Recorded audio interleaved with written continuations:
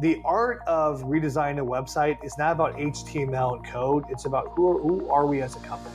Yeah. And it basically amplifies that. That's why. Welcome to P&L, Priorities and Lifestyle, with your host, Rob Schulz. Rob is the founder and president of Schulz Wealth.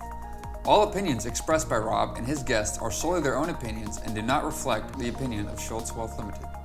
This podcast is for informational purposes only and should not be relied upon for investment decisions. Please refer to our website for more information. Welcome everybody to P&L, Priorities and Lifestyle. I am your host, Rob Schulz, and today, unfortunately, we do not have a technological, genius because it took us a little while. It did. It took us a little while to get this figured out. It's very exciting though. Neither one of us are either one of that. But I do have a marketing genius with us today, Mr. Brad McCormick. Howdy, everyone. Principal of 10 Louder Strategy Consulting and founder of BrandTruthWorkshop.com. Yes. You've been doing this for a while? I think Bill Clinton was president. Okay. When I started. And we were talking a while ago before, so we both went to the University of Texas at some point. Yeah, that's right. One of the many peaks in my life, but yeah, I met my wife there. I met my wife in advertising copywriting class. Okay. Yeah. It's very romantic. Advertising, copywriting doesn't get much more romantic than that. So both of y'all are in marketing? Yeah, she was a year older than I was. She moved to New York City in 1998. I moved in 1999. I was trained in like traditional marketing, and then this thing called the internet happened, and I timed it perfectly. So when I moved to New York City in 1999, I taught myself HTML, and my first job was for a circus in New York City. That's a story. But the second job was building websites for big multinational corporations. But then about a year out of college. Okay, so right around 2000 then. Right around 2000. The .com craze, you were right there. I mean, there would be parties in New York City for all these startups. I remember, there's a party in the Upper East Side or Upper West Side or whatever, and Grandmaster Flash, who was like the original hip hop, playing at a free party. I mean, it was a special time, and it's actually, to be honest, the time in New York City between the Y2K, right? Remember all that, and 9/11. Those 18 months to be young in New York City, .com, really magical. I mean, 9/11 was tragic, but it made me a New Yorker. I feel like that's my city, even though I'm a native Texan. But yeah, New York City, so Longhorn and all that stuff. So how long were you in New York? 11 years. No way. Yeah. Both my daughters were born in Manhattan. They were born in St. Roosevelt on 11th and 58th Street. It's the hospital that John Lennon died in. Oh, wow. Yeah. Yeah. So y'all are right there in Manhattan doing the whole deal. Yeah. And, it's a really special place. But it was also, I think I learned the business there, and I learned the career, and it's funny. There's no real work-life balance there. You just work hard and play hard. And, yeah. We did that. Yeah. Okay. Yeah. And so the business is marketing. My business. Yes. Yeah. My business is marketing. So 10 Louder is a reference to Spinal Tap. We know that movie from the 80s. Mm-hmm. So that's a documentary. It's like a mockumentary about rock stars, directed by Rob Reiner, who did Stand By Me, Princess Bride. And there's a famous scene, you guys may know it, where this guy, the guitarist, is showing Rob Reiner his amp. And he says, our equipment's better than all the other bands. Why do we have better equipment? What makes your equipment so better is if you look at the numbers, all the numbers on the amp go to 11. So if we need that little extra touch, ours go to 11. And then the director says, why not make 10 louder and just make that a little louder? The guy's like, oh, but this goes to 11. And when the first time I saw that, I always thought they were making fun of the guitarist, that someone had sold, the equipment guy sold him this amp that's so much specialer. It's actually just a normal amp. They just painted, 11 on there. So it was very gimmicky. And I use it as a metaphor for marketing, which is because there's been an explosion of channels, it becomes very, very tactical and very, very gimmicky. So the idea of making 10 louder is more about being strategic and deliberate about how to be louder than just painting an 11 on a amp. All right, so let's talk about that. Yeah. Okay, so you said that you have to, because we are so tactical and gimmicky that we lose our strategic focus. Okay. I really like that because, I mean, we've done some marketing of different things. And usually what happens is somebody goes, oh yeah, if you do this on Facebook or that on LinkedIn or something like that, then, the leads will just start pouring in and whatever. But it doesn't work for very long. No. It's it seems like by the time somebody tells me about it and I'm doing it, like the fun part's over. I mean, and then you're like, well, great. I just wasted a bunch of time there. So what do I do next? And it's just somewhat chasing your tail a little bit. I mean, so a couple of things, and you can write these lessons down. One is everybody get a pen and a piece of paper. So one is it's incredibly easy to waste money in marketing. It's probably in business. I mean, you can waste money in multiple ways.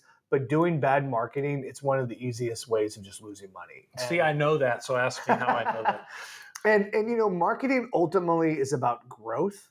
Everyone wants to grow. Yeah. It's kind of like, every football team wants to win the Super Bowl.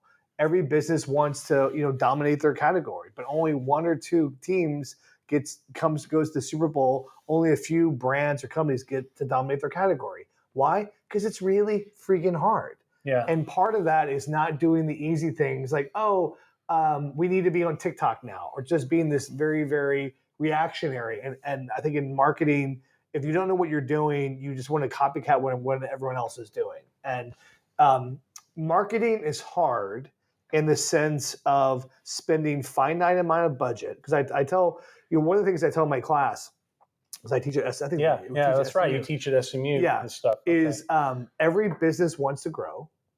Growth requires resources, and resources are finite.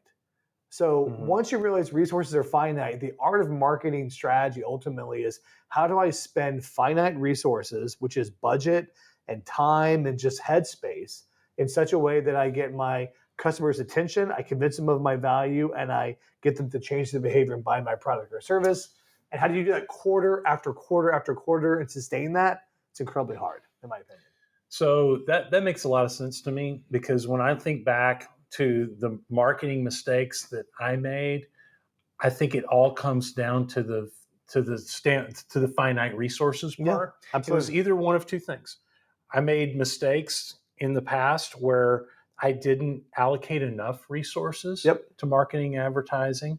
And then the biggest mistake I made was when I just kind of lost track and didn't put a cap on the marketing and resources. And you can overspend in marketing too. That's what I do. That happens all the time. And maybe not overspend marketing overall. We can talk about that. Well, but like I overspent, and it didn't do what I was hoping. Google will take your money, but a lot of brands overspend on Google, and you start getting deteriorating results. So yeah. So I really like that. And then now I feel like here at least, one of the things that we've done is we said, okay, we do that. I love that finite, because we have a finite amount that we're going to spend on marketing this year.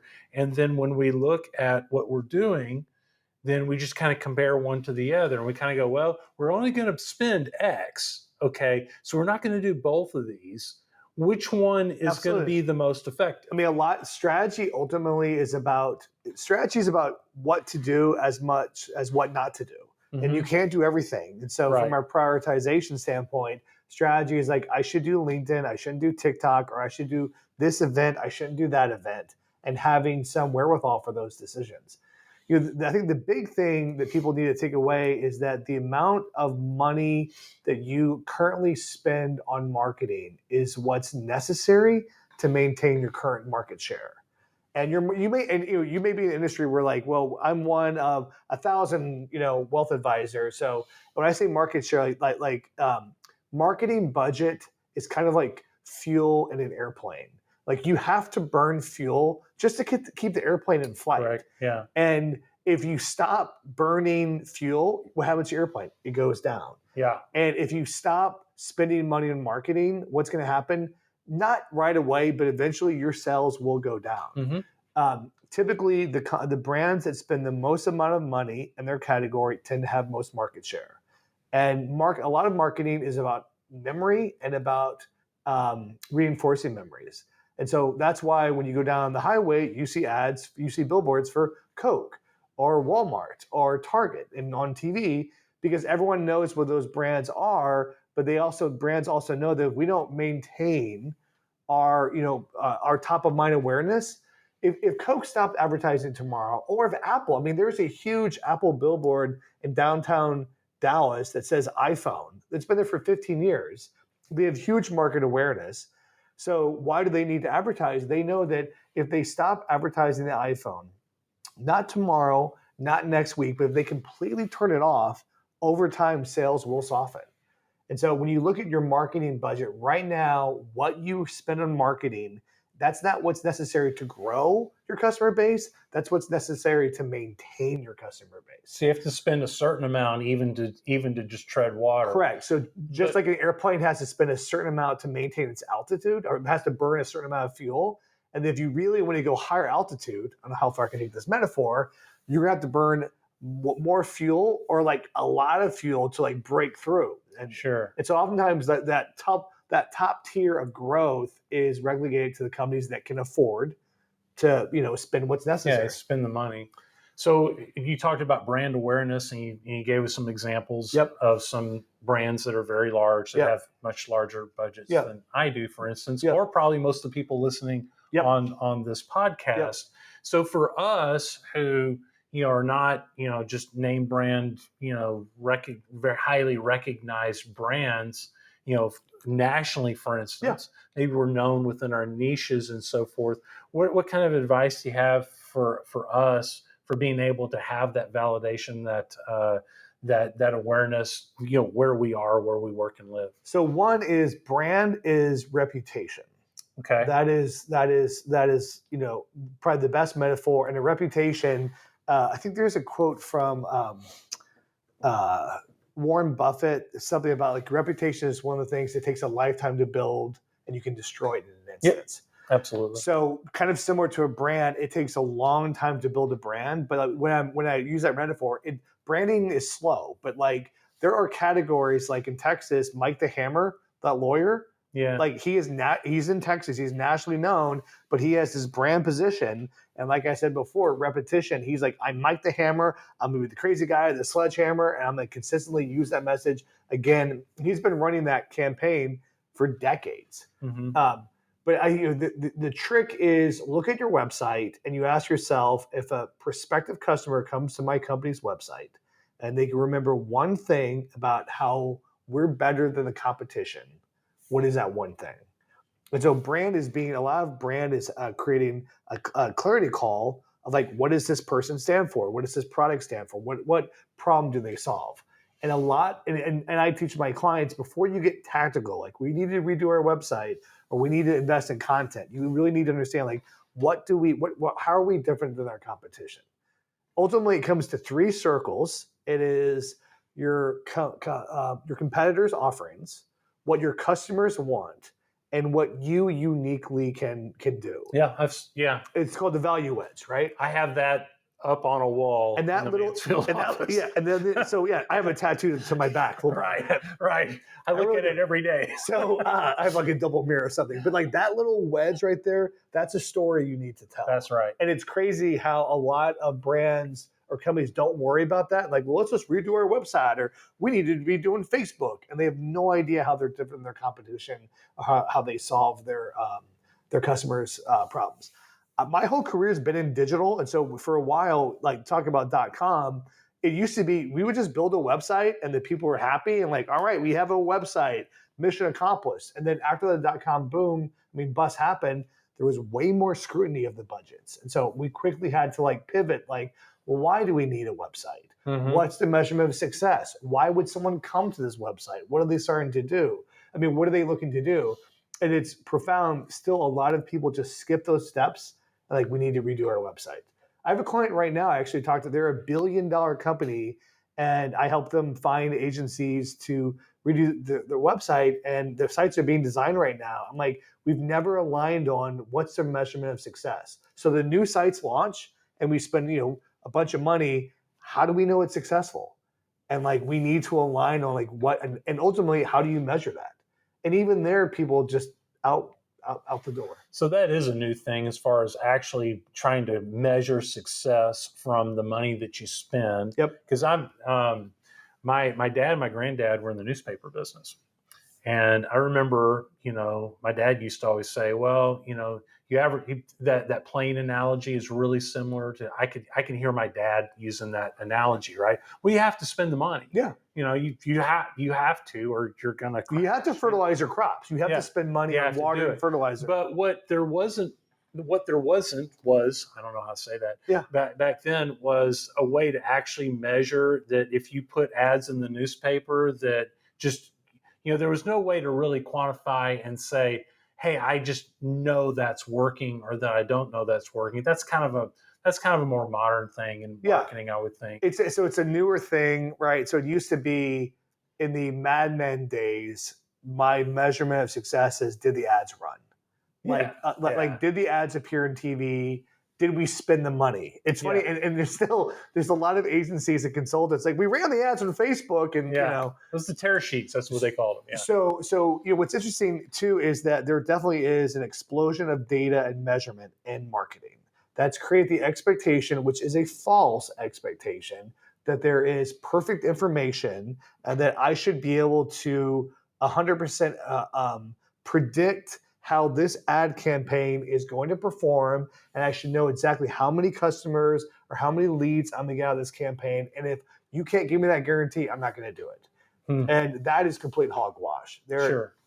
One is, there's still a huge mystery of human behavior, which we can talk about. Like, I won't mention it, but there was a political national presidential poll a couple of years ago that all the data said it was going to go one way, and it went the other way. Mm-hmm. So there's still a magic of human behavior. And then two is, because there's an explosion of data, people don't realize, but you may look at your Google ads and Google says that it sent, Facebook will say the ad sent all of this traffic to your website, and you're running Google Analytics, and Google Analytics will say, well, Facebook said that we sent 1,000 people to your website, and Google said, no, we only got 950 people from your website. And so there's all the data itself is imperfect. Plus, there's bots and there's fraud and so forth. So this idea that we're going to have there is more data and more ways of measuring than ever, but there's still just like, you kind of have to trust the process. Just like Jerry Jones can't predict whether or not the Cowboys are going to make it to the Super Bowl, and he can run all the stats they want, there's still just an element of like timing and just teamwork and whatnot. So I like that analogy. So you can do all the right things and still not win the Super Bowl. Yeah, I mean, there is no guarantee of performance ever. And if you're the brand or the company, like, well, I'm not willing to invest, just like the stock market. I can't, if I was a mutual fund advisor, I can't guarantee you that past performance is no indication of future success. Mm-hmm. And if your criteria of investing is like, I want 100% certainty that the Tesla stock is going to continue to skyrocket, sorry, buddy, it's not going to happen. Yeah, the future's uncertain. But one thing you do know, the only guarantee I have in marketing is, like, if you don't do anything, you're not going to grow. Yeah. That's the only thing I can guarantee. And that's been around forever. 100%. I mean, that's what that is. Yeah. Okay, so I like that. I like the idea that, like the Venn diagram you talked about, because I love that Venn diagram. I do too. And, I have a story I can tell you. You kind of tell me, when we really got serious about, doubling down on the business owner market, mm-hmm. I've done it my whole career for 30 years, but I've always kind of not really gone all in, I guess. Yeah. And the funny thing is we decided to go all in. And so you'll laugh. So we went all in and we just went down to what we call 3 personas on our website. Mm-hmm. And that would be, somebody who's pre-retirement, mm-hmm. a young family who's trying to grow, and then a closely held business owner.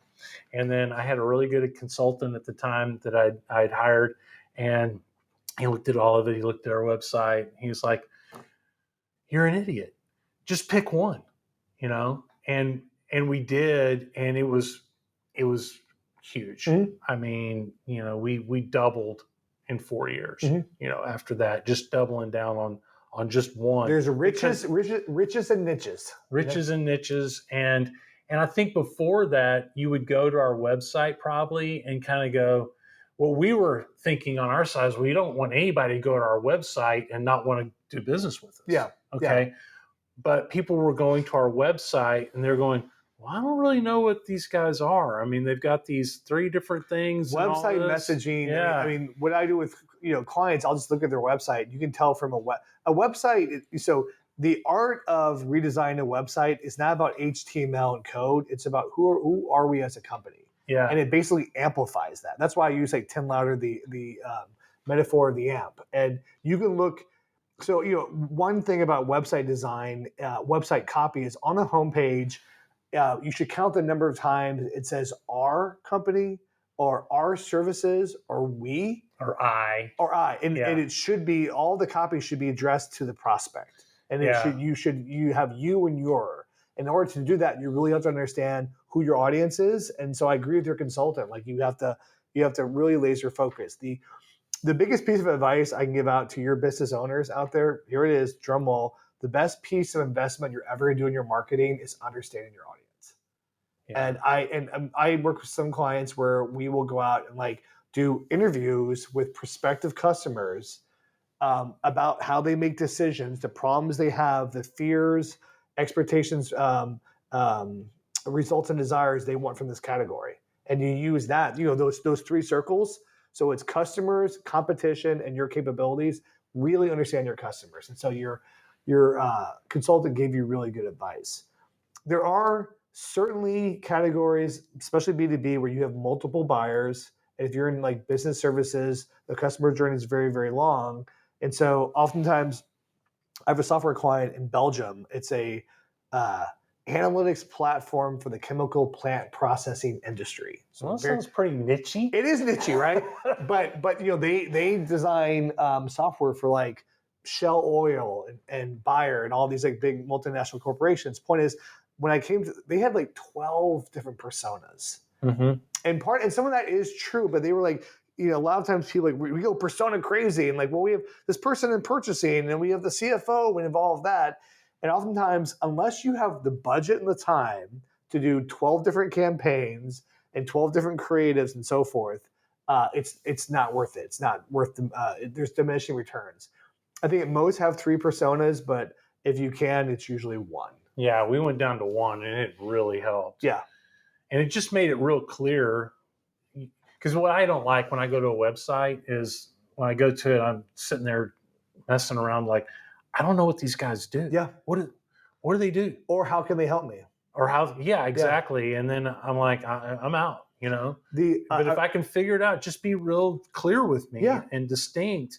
And it seems like a lot of times we want to hide that. Why do we want to do that? Well, so I mean, the key word you said there is clear. Yeah. Like there's such, in case you haven't noticed, the world is so complex.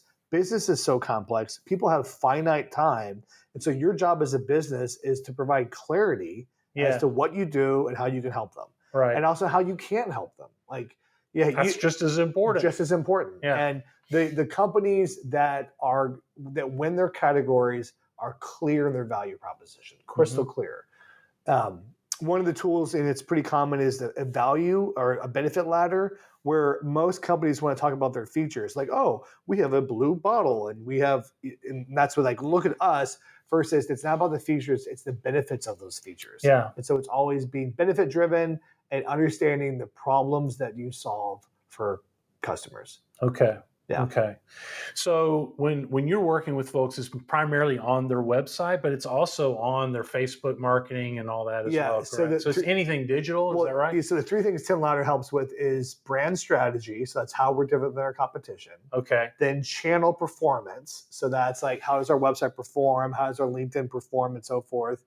And basically a lot of those channels, the reason they perform poorly is because you have a poor content strategy, which is a reflection of your brand strategy. Mm-hmm. And then the third thing we work with is just team dynamics. So strategy is only as good as its execution. And a lot of the companies we work with, I'll be like an embedded kind of fractional CMO working with their internal team. So you can have the world's best brand strategy. You can have the world's best website. But if you can't take those leads and nurture them, or take those customers and turn them into fans, it's not going to go anywhere. So one of the things I'm really passionate about is just getting marketing teams to work smarter and better. What's happened is because there's been an explosion of channels, there's been an explosion of silos. And the larger the company gets, the more these silos happen. And what I mean by that is even small and medium-sized businesses, sales doesn't talk to marketing, or the search team doesn't talk to the website team, or the social team isn't integrated with the events team. And it's very similar to, the Admiral of the Navy not talking to the head of the Marines, or ultimately it's integration. It's all these different things coming together is how you win the war. And so in a lot of organizations, we're seeing there's just complexity, and everyone's so busy doing their own thing, they don't understand how to connect the dots, so to speak. So the three things we help with: brand strategy, channel performance, and team performance. So on the team performance side, so a lot of times what small, mid-sized, closely held company will do is try to outsource as much as you can, obviously. Yeah. And that can become frustrating. Yep. Because you can't just write a check and expect it to happen the way you want, right? Yeah. So then you go. So I see people that I work with that go back and forth on all this stuff. Yeah. They'll go, okay, well, I'm just going to outsource all that, and then they're gonna hire their people to do it, and they're just going to bring me a product, and we'll be good. Yeah. And they go, well, that didn't work. So then they start doing it internally, and the processes break down because it's not what they do for a living. And then they go back, and they just kind of go back and forth, back and forth, back and forth. Yeah. What's kind of the answer? What's the way? The answer? I mean, the answer is this stuff's really hard, and I don't think anyone's 100%. The answer is it's hybrid.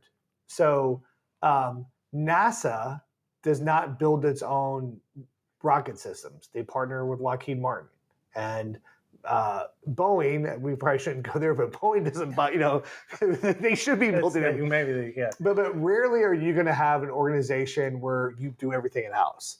And I also think you don't want to outsource everything. There is a hybrid approach. Okay. And I think increasingly, actually that $1 billion company, they're in the senior care living retirement space. They own and operate a bunch of senior care facilities.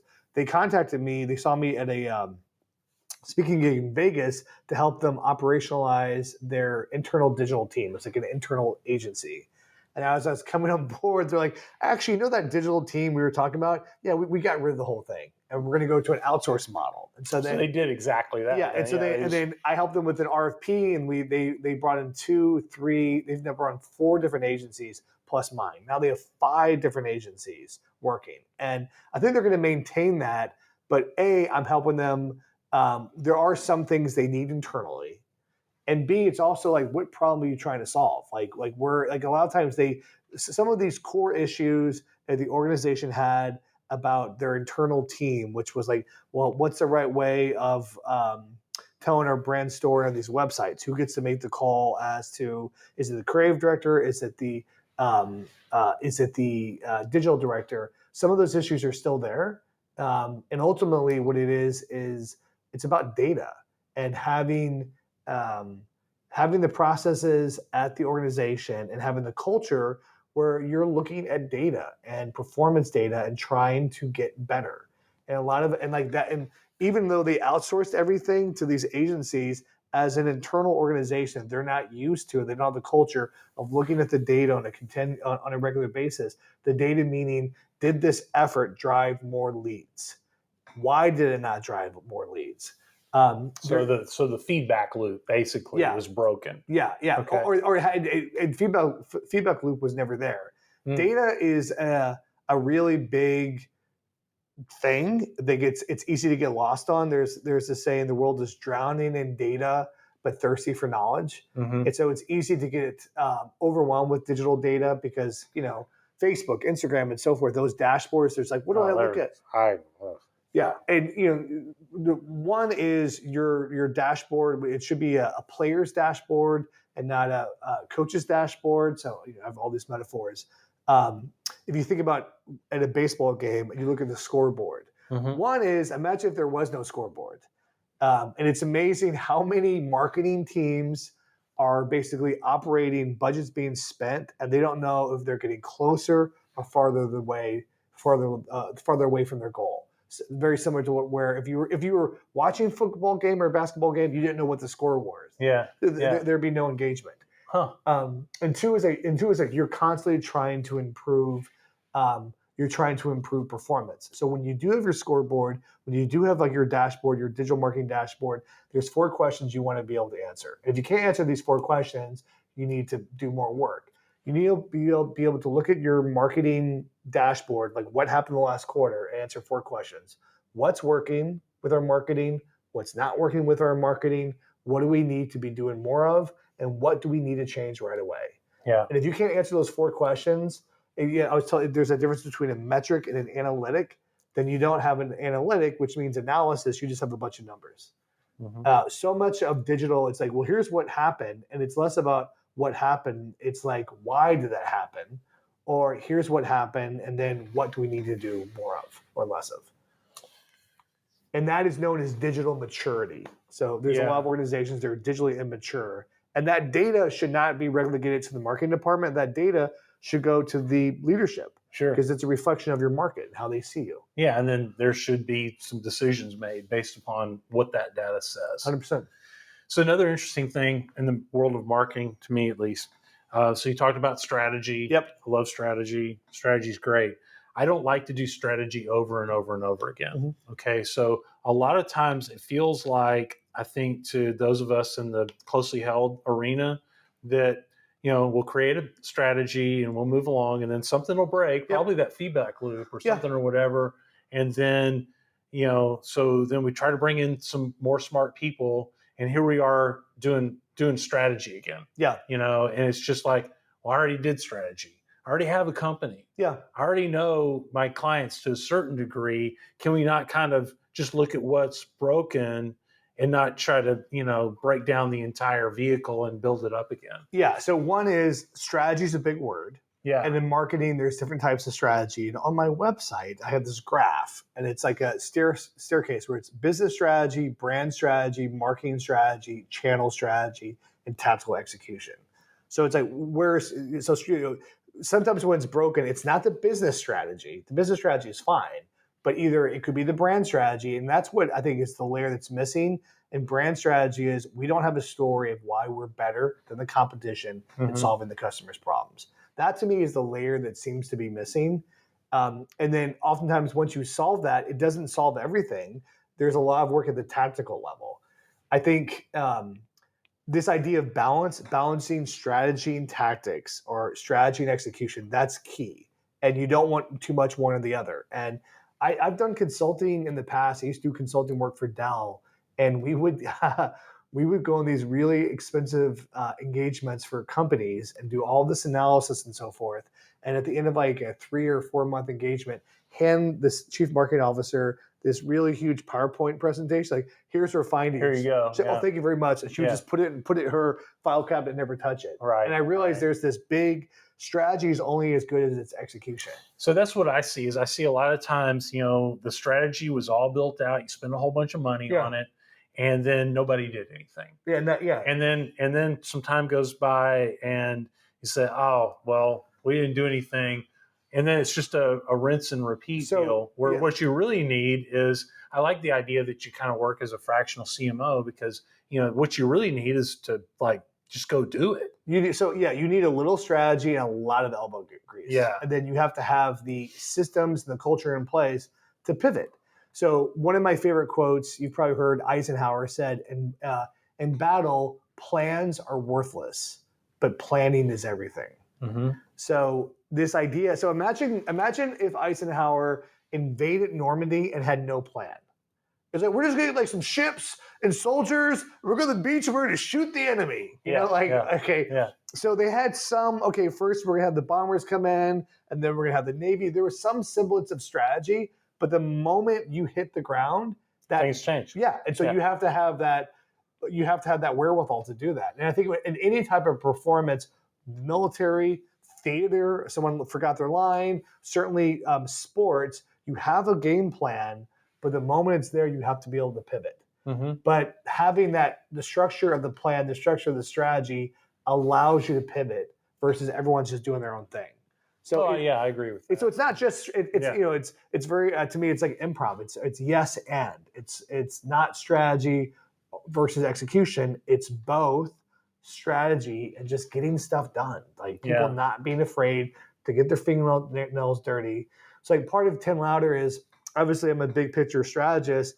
I can code. I know SEO. I can go really nerdy of the algorithms and so forth. I actually own a content site myself that I do on the side, just so I, as a business owner, can feel the harshness of when Google changes its search algorithm and what that does to my rankings. and that happens like every 12 to 16 weeks. Sometimes that the cycle, depending upon your category, and it's brutal. So you can have this amazing brand strategy, but if your SEO and your website's not there, and you don't understand that stuff, it's not there. So strategy is only as good as like what happens on the ground. And so we at Tim Louder try to combine that big picture thinking with like get the fingernails dirty from go do it and pivot, like you said. But at the same time, the stick to itiveness, that's the. So it's like that's actually what we're good at. I mean, we'll keep doing something that's not working at all just because we said we were going to go do it. And that, I mean, part of business is just perseverance. Yeah. And there's all these like mottos, but like, what was it? A winner is a loser that didn't give up.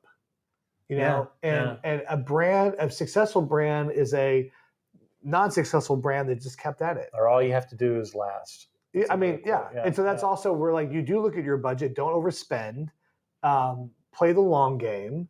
Mm-hmm. And I think slow growth is better than like hockey. Everyone wants hockey stick growth. And I have a client, this is that Belgian client, they're concerned about their growth. They only grew like 30% last year. And they're like, in their industry that it should be year over year 90%. And my gosh. That's a high bar. And I think some of those, we're in a really interesting time of, there's such especially in technology. There's this saying that the internet was built on cheap cost per acquisitions. So a lot of our cost, it used to be to get customers was subsidized by like private equity. So Uber, when Uber first came, it was very, very cheap to go into an Uber because the cost of an Uber ride was actually being subsidized by private equity. Yeah. And then that's slowly going away. And now it's one of the reasons the costs are going up. And that's happening with Google. That's happening with Facebook. Like all these shareholders want their money back. Yeah. So ad rates are going up. As financial guys, we want to see profits. Yeah. Well, So it used to be a lot easier and cheaper to build a brand than it is today because 15 years ago, ads were a lot cheaper and more effective than they are today. Yeah. It's just gotten harder and harder because it's just more complicated and moves faster. Yeah, and I think that's the thing of just like modern life in the 21st century. It's just everything is way more complex. Yeah. It's fast. It's fast. And I was telling my mom, like, my mom, she lives in Louisiana, to go to the grocery store, it's the same 2 miles, but now there's a lot more traffic. It's the same grocery store, but there's way more choice. So there's way more complexity, and it's more expensive. So her benefit hasn't gone up, but her costs have gone up, and the complexity and stress to get that have gone up. And that you can apply that to like every single part of so in a way, the complexity in many ways reduces our quality of life. Yeah. And so, like the 4 P's of marketing: price, product, place, promotion. I used to be on the board of the AMA here in Dallas, and we had the head of the AMA come, and he said like the new 4 P's, because the original 4 P's were from the 50s. But he said it used to be that like you're competing on price. He said, no, you're competing on time. For sure. If you're able to demonstrate how your product or service can save someone time, you're going to win the game, because ultimately that time is the most precious commodity. In fact, he said Uber sells time. That's their product, that you don't have to wait. Or just, I heard like even on Uber, just the fact that I can see a map and I can see where my Uber is, just seeing that makes you feel better. Yeah. Versus like, where's my cab? Where's my cab? So if you can figure out a way of how you can connect your company to helping the customer save time, that's how you win. So in general, you know, 'cause I'm kind of out on social media right now. Yeah. I mean, it just personally, I'm not talking about from a business standpoint. Well, Yeah. from both, Yeah. really. Yeah. I mean, it was that time thing, Yeah. you know, because it's just a time suck. It is. And so I've been out of Facebook for a good long while. I just got totally frustrated with those dudes and just that I'm out. Mhm. LinkedIn still a little bit, you know, because it has kind of a business purpose to it. Yeah, I think LinkedIn may be the most authentic social network out there. Yeah. Although I've heard some criticism, like, you know, I think it's the younger generations, they're starting to share pictures of the babies and so forth. But it has almost that innocent quality that Facebook had a couple years ago. Anyhow, what were you? Yeah, and then like Instagram's really cool, but that's another time suck. Yeah. So I just leave it off of my phone. Yeah. I guess I'm too old to understand TikTok, although I have clients that are like older than me that send me TikTok videos that about, you know, different things that are being sold on there that are extremely disturbing from as a financial planner. Oh, like financial products. Yeah, like that, products and stuff like that. I mean, so where do you see? So maybe I have two questions. You know, one is obviously it changes over time. You know, how do you pick the channels that you should be using from a business standpoint? Mm-hmm. And are you concerned at all that this is just getting so ridiculous that, you know, something's going to change? This being just the cacophony just of the channels. Whole cacophony of social networks. So if you go to my website, timlouder.com, I have a video of that scene from Spinal Tap. Yeah. Where I put the icons of TikTok, all the social icons on the amp. Okay. Because trying to show like there's, you know, it goes to 11. So, you know, the story of that, I'll come around to answering your question. Years ago, I was in New York in an agency. We were pitching Sobe, which was a Pepsi beverage. Yeah, I remember. Okay. Yeah. And the campaign was to go after millennials. Okay. So we want to sell Sobe to millennials. And my colleague who was in charge of social media, she's like, Brad, we've got this great idea for the campaign. Like, what is it? She said, we're going to get billboards in Times Square, put them all over Times Square for Sobe, but these are going to be digital billboards. And the millennials, because millennials were the big thing 15 years ago, they're going to be able to take their phones and like take pictures and upload them to the Sobe billboard. And they're going to, you know, they can share poetry and express themselves. And she was so excited. I'm like, okay, cool. How is that going to sell bottles? And she kind of looked at me like, what do you mean? I'm like, how is that going to sell Sobe bottles? She's like, no, you don't get it. I'm talking about a billboard in Times Square. And so, and that's, I've made that mistake where, you know, you go through and you have a hugely successful campaign as far as, you know, engagement, I guess you could say. But what does it do? But what did it do? Yeah. Yeah. And we can, I mean, engagement is legitimate to a degree. So the point is like these social media channels, people just like, you don't get it. It's a TikTok campaign. Like sales are down. I know we're going to do TikTok. And like, if building a business was as easy as running a TikTok campaign or as easy as buying some ads on Facebook or Instagram, no business would go into bankruptcy. Every business owner would be millionaires. There'd be no homeless people. Everything would be like, it's not that easy. So what do I say about the cacophony of channels? Be strategic. But before you do anything, answer these questions. Who's our audience? How are we different than the competition? And the big question, how much money do we have? How much money are we willing to invest? But it also seems to me that, you know, obviously we're being as a consumer, we're being advertised on all these platforms for sure, all the time, constantly. Yep. And, you know, they start out kind of simple and fun, kind of like you said, you know, authentic. LinkedIn, for whatever reason, has kind of stayed true to what it is. But, you know, Twitter got way too busy for me. Yeah. Instagram is not yet, but it is a time waster for me. Facebook, so ridiculous. Just, I'm so out, you know?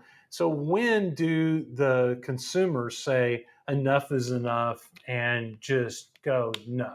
I mean, I think, you know, most Americans have very negative opinions about social media. But they're still on them. Yeah. That's just sad. And I mean, there's that.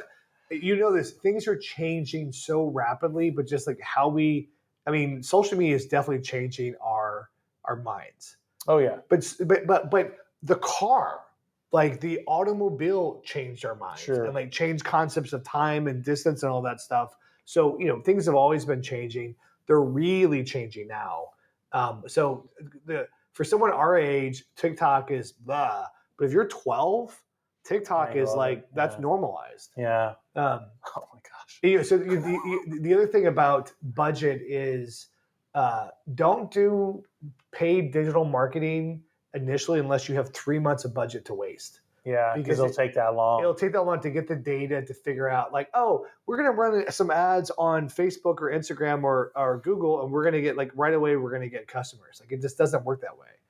And and I guess the other thing is you've got, if you're real nichey, it's better. Because I know like I used to play around with some ads like on Facebook or Google, mainly Google, I guess it was, for financial services or whatever. Dude, that is an expensive space.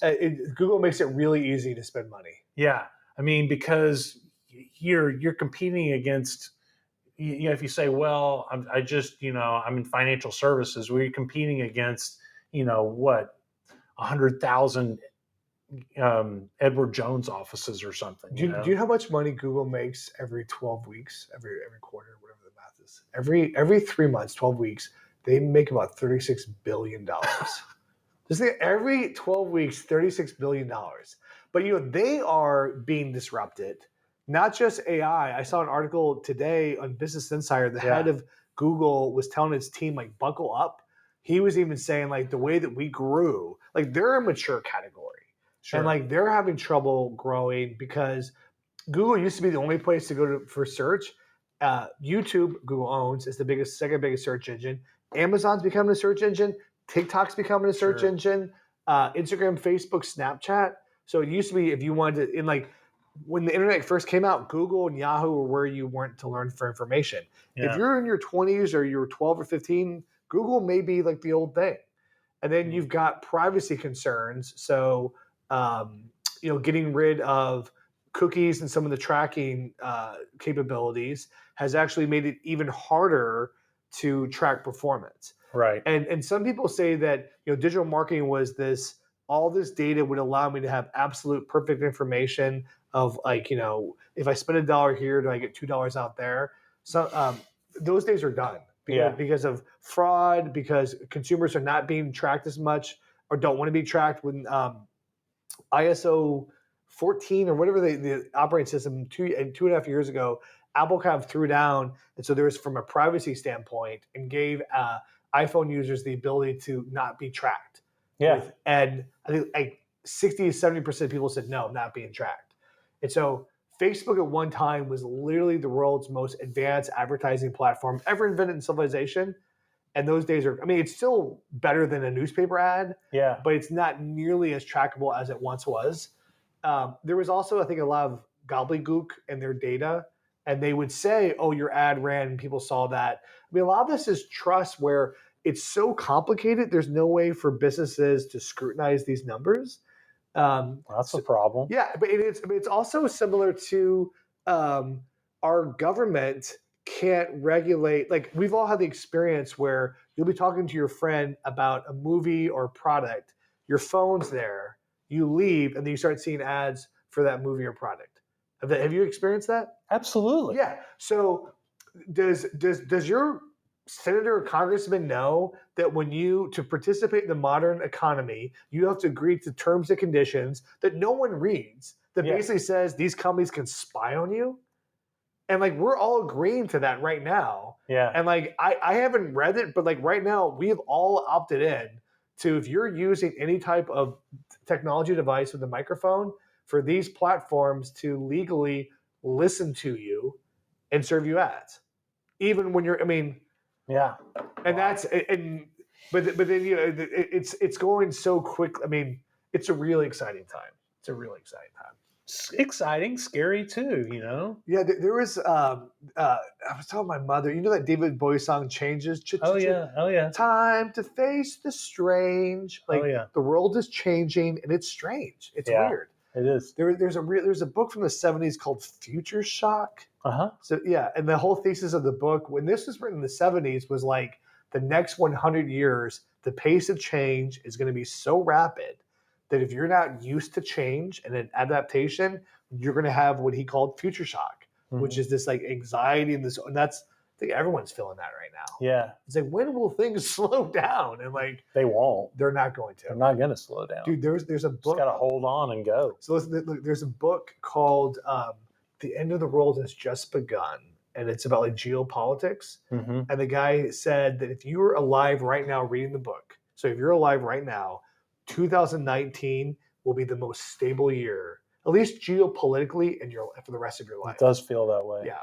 That was a high point. And that's just not geopolitics, because geopolitics, that's business, that's inflation, that's, it's like, I just like buckle up and kind of go with the flow. Don't take things too seriously, but be flexible, take your vitamins. Yeah. And, that's concerning because, one of the biggest things we combat as financial advisors is anxiety. Yeah. Right? Anxiety about uncertainty, about the future, and, some people have it to a level to where it's very debilitating. Agreed. And this world's doing those folks like no favors. No, agreed. And I mean, as you probably know, I see you've got like something about Alaska and some fishing. Like, it's important balance. Like, dude, turn off all that stuff. I go camp with my daughters. I go for bike rides. Like, it's balance. This world, you have to, you have to have balance, right? And it's funny. Like, I think not funny, but I think our world is recognizing mental health is a legitimate thing, and you've got to take care of like this thing up here. Yeah, and the problem is probably, I know that you work within the digital realm, but sitting there and scanning through Facebook is not relaxing. No, it's not. That's not what we're talking about. We're talking about like, yoga or going to like, like a mountain biking, something like that. Those of us who can make ourselves, detach like that can circle right back around, come back and go with a fresh mind, 100%. Come back into our businesses and say, okay, now I know what I need to do from a marketing standpoint. I need to have a finite budget. I need to have a good strategy. I need to be able to implement and execute. But, if we can't find that time to recharge and to think about these things and make these critical decisions, then all we're doing is just floating through life. I think the mind body connection, which is you got like one of the best ways to taking care of your mind is taking care of your body. Yeah. Oh yeah. Is like my father, who passed away 2.5 years ago. He's like he's born in the 40s. I don't know if he was a baby boomer, but my mom's still alive. They didn't have that lesson. Like, he jogged a little, but like understanding like how you treat your body is how you feel in your mind, and connecting those. I think this generation, the current crop of like young adults, everyone I think is exercising. I think that's one good thing that you see so many yoga studios. And like, because if you didn't have that, it's crazy. Yeah. No. Yeah. All right. Well, we didn't solve any of the big, huge problems of the world. We did not. But, we did come up with probably some really good tips for folks to use with regard to their marketing. Yeah. Quick question for you. If somebody on here wants to get in contact with you, talk further about marketing and about fractional CMO and all that kind of stuff, is that okay? And how do they get in touch with you? That is A-okay. I am a complete nerd about this stuff, so I love talking to anything. Okay. And I teach 2 different classes, and my students still ping me, but 10louder.com. So that's the number 10 louder is my website. I actually have a marketing budget benchmarking tool. Oh, that's cool. Upon all this data from the AMA. So if you put in your category, are you B2C, B2B, or do you sell products or services, how many employees you have, and your approximate revenue, and then also how much of your revenue is generated online versus offline, I can give you a number of what companies that have the same profile, the percentage they spend on marketing. And percentage of revenue. Okay. And the big idea is that if you want to beat your competition, you're going to have to spend more. So those are some good resources. So go to the website to contact you. Yep. Okay. And to certainly do the assessment That sounds really cool. Yep. And then I teach at SMU on campus in the fall and then virtually in the spring. Okay. So we just finished the virtual spring class, but if you're in Dallas, I teach in the fall on SMU campus, and then the following spring it'll be virtual. Okay. That's a 21-hour badass course that I love teaching. What's the name of the course? Digital Marketing Strategy and Performance Management. Okay, and it's a continuing education. So it's in the continuing education portion. So it's mostly professional. So I'm not going to like walk in there and be with like 19-year-olds. So we have 19-year-olds that take that class, and I think the oldest person is probably mid 70s took that class. Okay, so very broad range. Yeah, it's really cool. Huh, that's neat. Yeah. Well, good. Yeah. Well, very, very good. Well, Brad, thanks for being on. Had a great time. Yeah, this was really fun. Yeah. For those of you watching, quick reminder, I think this is number 61. So we've been doing this for a little while. I'm impressed. Keep going. Perseverance. Look at that. That's one thing I can do. Yeah, it's great. And so we put it out every other week for your enjoyment. If there's ever anything that you want to see, or if there's somebody that you know that you think ought to be on the show, certainly reach out to me and let me know. And I hope everybody has a great week.